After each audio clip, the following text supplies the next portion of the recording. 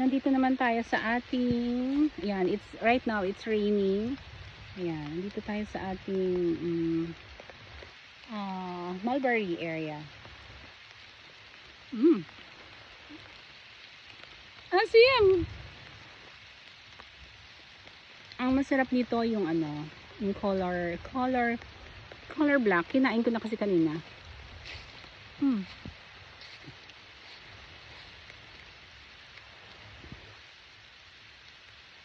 Ang dami. Asim. Nutritious food.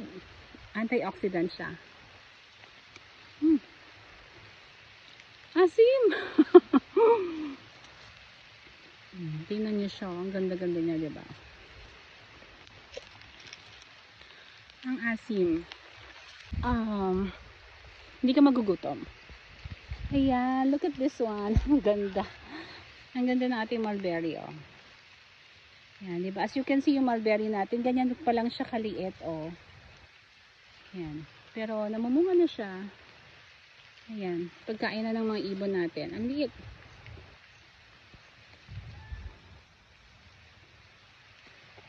Diba?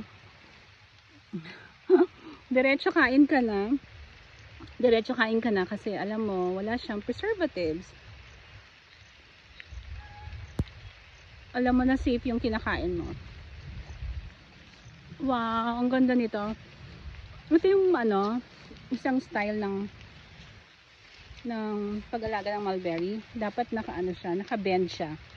As you can see, naka-bend siya. Pagka naka-bend siya, mas marami siyang bunga.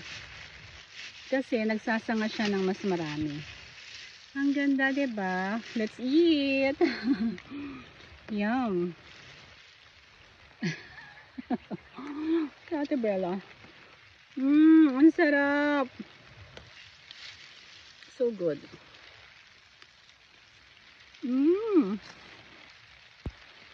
Patatakamin ko lang kayo.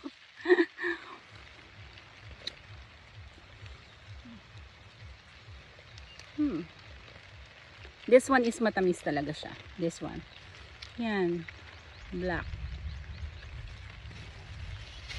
So right now, nakapayong tayo kasi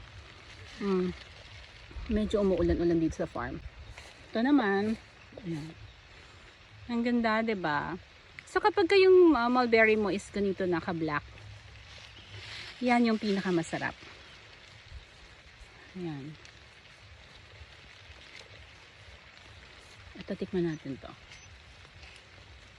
Yan. So tamis.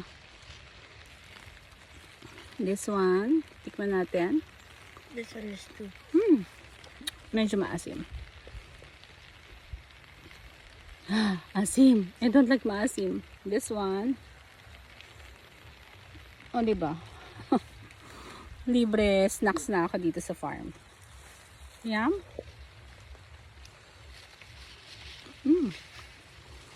Tastes good.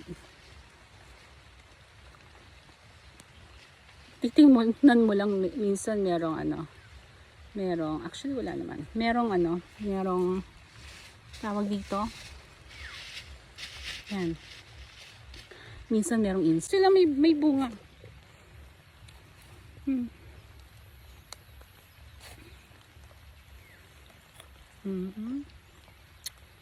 Ang sarap.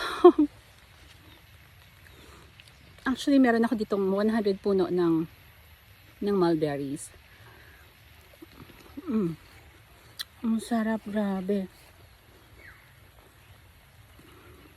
And you know what? Ang mulberry is year-round. Ito yung leaves niya. Pwede po siyang gawing tsaa or tea. So, pwede rin siyang pagkain ng mga animals, ng chicken.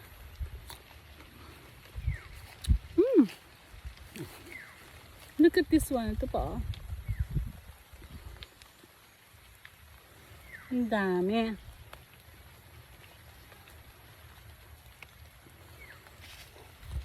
Itong mulberry, lumalaki din siya na big na tree. Pero, i-chop mo lang siya kasi bushy siya. Shrub lang siya. Pwede siyang maging shrub lang.